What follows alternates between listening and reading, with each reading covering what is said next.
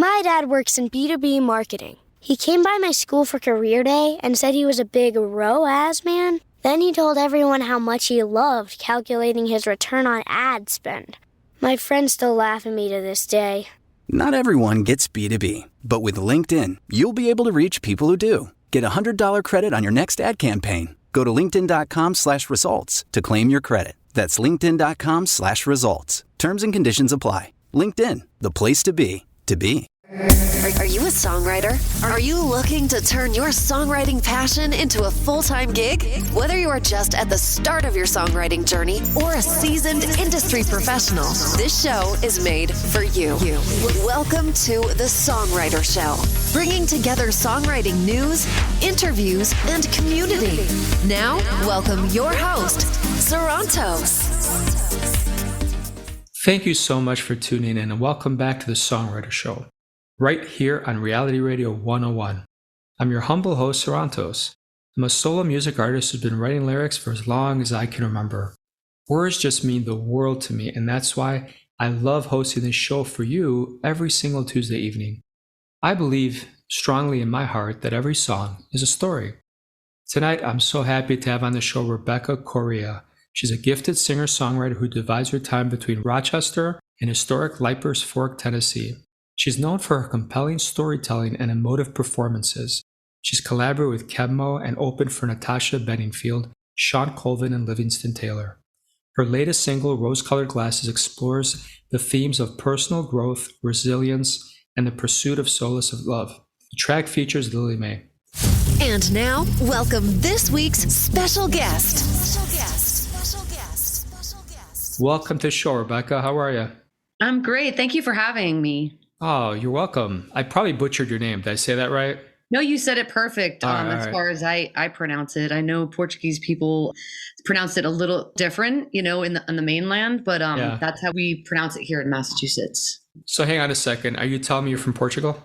I wish I was from Portugal, but my grandfather came over from the Azores Islands in Portugal. So it's beautiful, beautiful island. I've never been, but I've seen amazing pictures from there. Basically, it's volcanic. It's a volcanic island. So it's just gorgeous landscape. Yeah, it amazes me sometimes, like coincidence and timing. I'm actually going in a couple of days. I'm going to Greece for a little bit and then Portugal with some friends. This is the second year we've said, hey, we're going to start going on a little trip. So it's wild that, you have a little bit of relationship to Portugal. That's cool. Yes, I'm dying to visit there, and Greece as well. It's those are very high on the priority list of visiting. Well, we'll have to do another show in 4 months or so and then talk about it. But tell great. the fans a little bit about you. What instruments do you play? What got you started down this crazy world? So I always gravitated towards music since I was really young. I did my piano lessons in kindergarten, and fourth grade, I wrote my first song. And ever since then, it's been my way to express how I'm feeling, to share my stories, to share my experience, to help heal people. So in high school, I did chorus and band, and then I went to the Hart School of Music, which is in West Hartford, Connecticut, and ended up getting my degree at the Hart School for music education, vocal. So music kind of found me, and it's just been guiding me this whole time. I hear music found me, and I'm like, someone's got to write that song. That's a cool line. Music found me. So tell us a little bit about your inspirations. Who do you respect and admire? And please don't say me. Please talk about other famous people. I grew up listening to all kinds of music. One of my favorite artists is Alanis Morissette and also Jeff Buckley. So I'm dating myself, but high school, and junior high, those were big inspirations for me, those two artists. When I was really young, Whitney Houston was all over the airwaves, and I just tried relentlessly to keep up with her vocals, and still do. So she was a big inspiration growing up. And it doesn't matter what kind of music it is. If the song is written well, if it's expressed correctly, then I really gravitate towards it. That's pretty cool. I mean, I'm thinking Jagged Little Pill, right? I haven't written a song like that, but Alanis is awesome. I think she's got so much kick-ass music. So that's a great role model. I agree. And Jagged Little Pill, just for us women, it just really blew the doors open for us. It was just so brave and powerful. And the songwriting, her and Glenn Ballard, just absolute perfection, that start to finish, that record. Yeah, for sure. Okay, so how do you balance music with any other obligations you might have or other interests? Like I said, music kind of has guided me and led me. It just almost like I don't have a choice. It's leading the way. And I have, I'm really into running, and that is sort of my meditation and is connected, with my routine. Being a musician, you got to be really regimented. You practice, and running is really great for that because it's something that you have to work at and grow at, and it's not necessarily an overnight thing. It's a building block thing. You do 1 mile, and then you work up to 4, and then you work up to 10, and so on and so forth. And so I think the things that I get involved with outside of music tend to be really regimented, and I kind of approach them in the same light.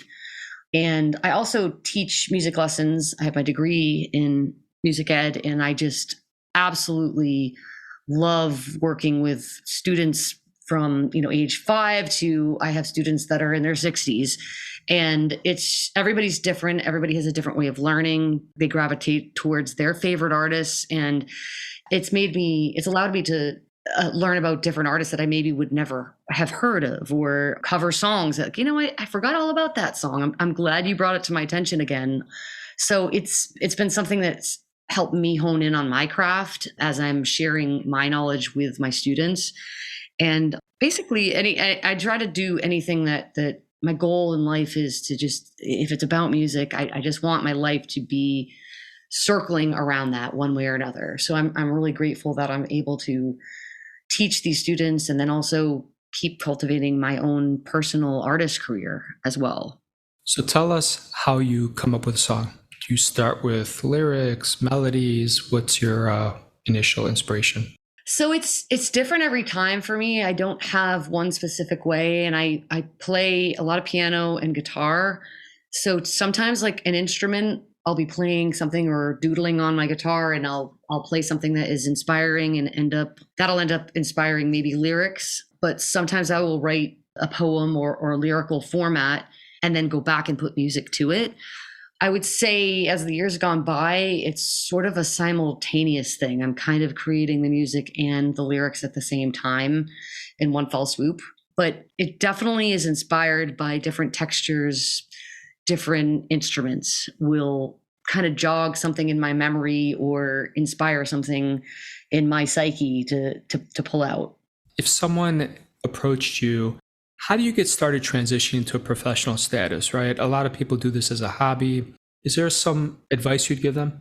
I think for me, I was fortunate because I started when I was really young, and I had parents that really invested in what I was passionate about. They were, they saw that I had real interest in music, and they allowed me to keep pursuing that. And they never tried to persuade me to do anything other than what I was passionate about. And there was no limitations involved in that anything was possible. So I think my answer would probably be surrounding yourself with supportive people and just to go for it. To play live, to network, to meet people, to go to open mics. I started playing out when I was in basically junior high, and I would go to every open mic within 50 miles of our house and just put myself on the list. If I ended up being the last person on the list, I was there. Being in music classes, taking music lessons, but definitely networking with other musicians that are passionate about songs, about instruments, and collaborating. Just surround yourself with people that love music as much as you do, because I believe it's a worthwhile path to go down, when you can follow your calling of what you're meant to do. And it's a really fulfilling thing to be able to do. Yeah, for sure. Tell us about this song we're going to hear in a few minutes. What inspired it? So Rose-Colored Glasses was written at my friend's kitchen table in Leaper's Fork, which is just about 35 miles outside of Nashville, Tennessee. And I was thinking about the experiences that were challenging and also inspiring in my life, stories of other women.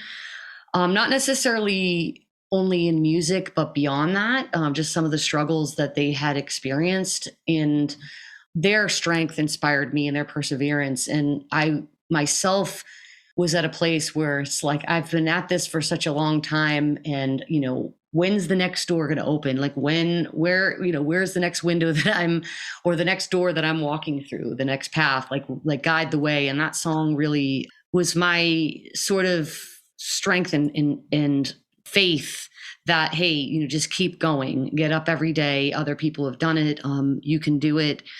And we're doing it together as friends. My friend Lily Mae, who's one of my favorite artists of all time. She's so incredible. One of the first people I met in Nashville. I knew she'd be the right person to share in this message, because we had gotten together quite a few times and talked about, collaborated our notes on things that we had gone through within the music industry and beyond, specifically as women, just unique things that, people wouldn't think of that we experienced together. And we wanted to share that. And I knew that she would be the right voice.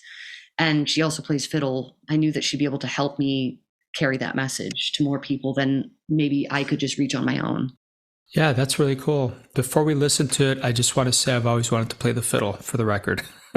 Same. Oh my gosh, she's just such a natural. It's so effortless for her. And I'm like, I don't know how you do that. It's incredible what she does. Yeah. I have a list of instruments that I want to master, and that's on the list. But yeah, I just wish I had more time. You will. You will. Yeah. Okay. Tell you what, let's take a listen and then we'll come back and talk, okay? Great. All right, awesome. Check this out, everybody. Here we go.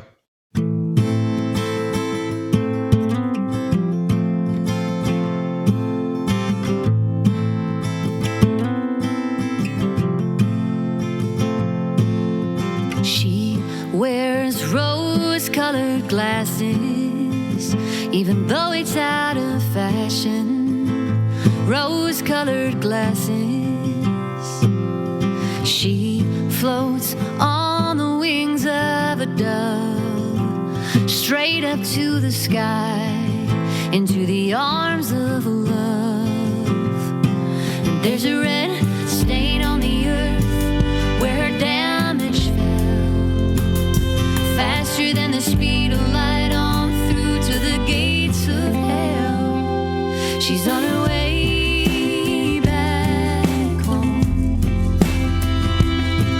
leaving all the bad things behind her as she goes on her way back home.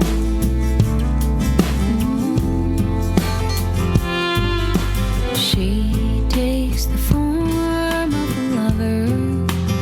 She's been everybody's mother, but she's nobody's saint. She bears the mark of a soldier, carries the weight on her shoulder, and she walks with faith. There's a red stain on the earth where her damage fell, faster than the speed of light on through to the gates of hell. She's on her way back home. She's leaving all the bad things behind her as she goes on her way back home.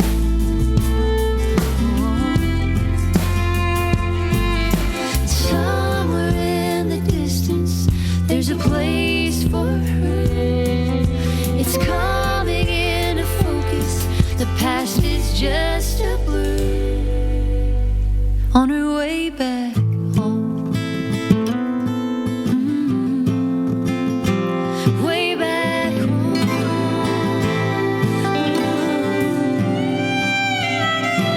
There's a red stain on the earth where her damage fell, faster than the speed of light on through to the gates of hell. She's on her way back home.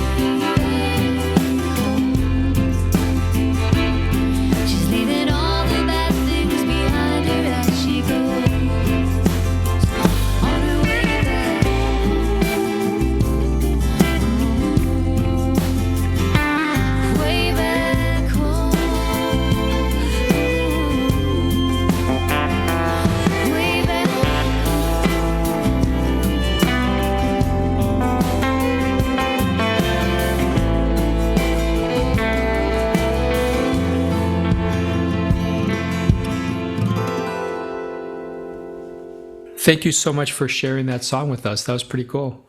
Thank you. Thanks for listening. You're welcome. What is the biggest mistake that you see professionals in this industry make? Ooh, that's a great question. I think that for me, I don't know if I would call it a mistake, but I think authenticity is really important. And the sooner that you can get to that place, I think the easier your journey will be. But that's a lot easier said than done, because I think many of us go in either blind to the industry, and you're learning as you go, and you have to make those mistakes in order to know what you should and shouldn't do, per se. So I can't think of anything specifically other than what resonates with me right now is authenticity, is just being yourself and being truthful. Yeah, I think authenticity is the key. And I think a lot of people in the industry are either chasing a song that's current. Just if you're authentic to yourself, eventually it'll find you. And even if it doesn't, if you're authentic and true to yourself, it doesn't matter. Correct. Yeah, I agree. I think a lot of people can get into, a town like Nashville and go, okay, this is what you're supposed to do. This is, you do X, Y, Z, or you try to write, this hit song. So I'm going to try to recreate that format. And it's like, that came and gone. That was it. That was that authentic moment. And you just have to find yourself and be true to yourself and just trust that, the timing is going to work out right. That if you keep at it, it's going to find you. Yeah, for sure. One of the questions I like to ask a lot of guests on the show is about scams. So tell us about a scam either you fell for or something you've heard about, just so we can protect each other from being ripped off. Absolutely. I know the latest one that's been going on is, that Facebook one where people say you're getting a t-shirt and they tag a lot of people. I think most people are onto that one, that is not authentic and real. Usually they tag just a bunch of fans of an artist, or they might even try to recreate like a private fan page and pretend that they're that artist, but they have a private page, and that's just not something that would happen. Privacy is important, and respecting, I know true artists really respect their fans and appreciate their fans, and they're not going to put their fans in a vulnerable position like that. Yeah. So that's one. And, there's some that happen on Instagram where sometimes people will write, and it almost sounds authentic. They'll say, oh, I want you to write a song for me.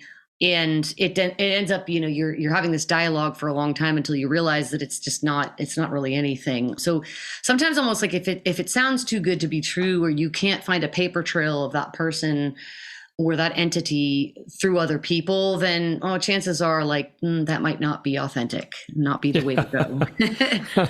What a shocker in the music business that people are trying to rip us off, right? Oh my Lord. It's exhausting, and it feels like there's a new way to do it.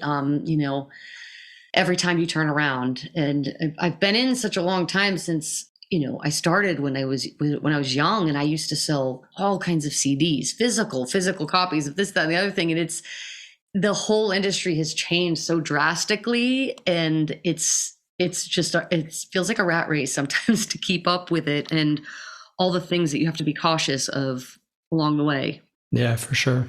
So do you have anything new coming for the fans in the next 6 months? Yeah, I am thrilled.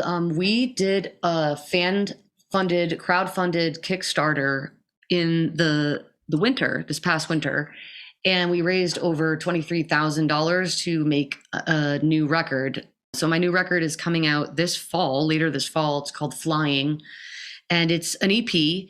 And like I said, it was fully funded by my fans. It's going to feature some extraordinary musicians. It was produced by my friend Casey Wasner. He's an incredible drummer, guitarist, and singer-songwriter himself. He spends his time, much of his time, on the road with Kebmo, and he's his drummer. So he's had a lot of experience behind the soundboard, but also instrumentally. For me, I really resonate with people that are artists that are doing something similar to what I'm doing, but they can look at me in a different light. It's sometimes hard to step outside of yourself. And he was really, I'm so glad that we were able to make this come together, because I just had full trust in his musicianship and his ear and his taste So like I said, the record's called Flying, and it has 5 songs on it. They're a range of just discovering myself, kind of much like a butterfly. You're morphing into a new being. And I feel like the last 5 or 6 years of my life, I've just gone through so many changes and transitions of who I am and learning so much about myself. And that came out in the messages of this record. Awesome. So tell us about your socials, where people can buy your stuff, stream it, any links you want to share at all with the fans tonight. So my website is RebeccaCorreia.com, which is RebeccaCorreia.com. My last name is Portuguese, as we mentioned. And if you can't remember the spelling, it's E-I-E-I-A. That's how I tell people to remember it. It's a good way to keep it in mind. But I have been around long enough that sometimes if you spell it wrong, you'll still be able to find me, which is good. I am also on Instagram as Rebecca Correia, and Facebook as Rebecca Correia Music, and TikTok is Rebecca Correia Sings.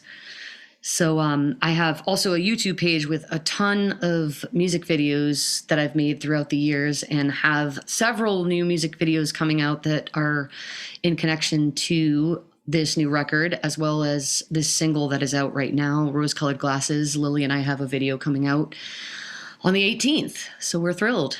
Awesome. Well, I really, really want to thank you for being on the show tonight. It was an absolute blast. Thank you. And I look forward to hearing your music as well. Thanks for taking the time to chat. You're welcome, Rebecca. So to anyone out there listening to the two of us tonight, we both want to thank you.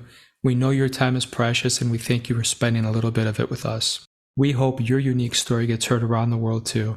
My name is Sarantos. Please join us every single Tuesday evening to hear other amazing artists share their fascinating behind-the-scenes stories right here at the Songwriter Show on Reality Radio 101. Have a great night. I love you all.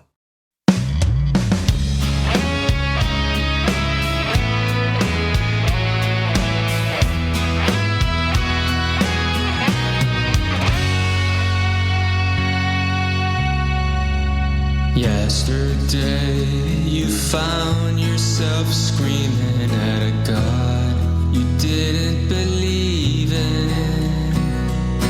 Maybe he loved you, but you didn't feel loved. So just like Adam, you had to leave the garden, and like cold iron felt your blood. The silence grew roots, your heart grew hectic, lifeless. You're frozen, so skeptic. You felt like a doormat, hated everybody, everyone, and everything. You moved on a long time ago, but he never could just let you go. He never takes more than he needs, but sometimes he has to do things he doesn't like to, doesn't want to, but he has to do these things for you. The architect of fate knows what it takes. Love is a choice, he doesn't make mistakes. He can't force you to love him, but his love is never a mistake. Oh, he never makes a mistake. God makes no mistake. Today you can't imagine life without him. Your heart drums loud as sin. Without him it's just you, and you're so broken. Your world feels like a snow globe, but he reminds you of the day you prayed for all the things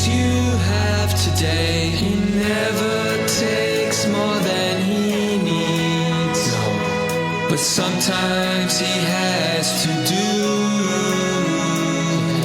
things he doesn't like to. He doesn't want to, but he has to do these things for you. The architect of fate knows what it takes. Love is a choice. He doesn't make mistakes. He can't force you to love him, but his love is never a mistake. Oh, he never makes a mistake. God makes no mistake. I've been there too, drowning in the air. But his story isn't finished yet. His voice always echoes through the canyons of our soul.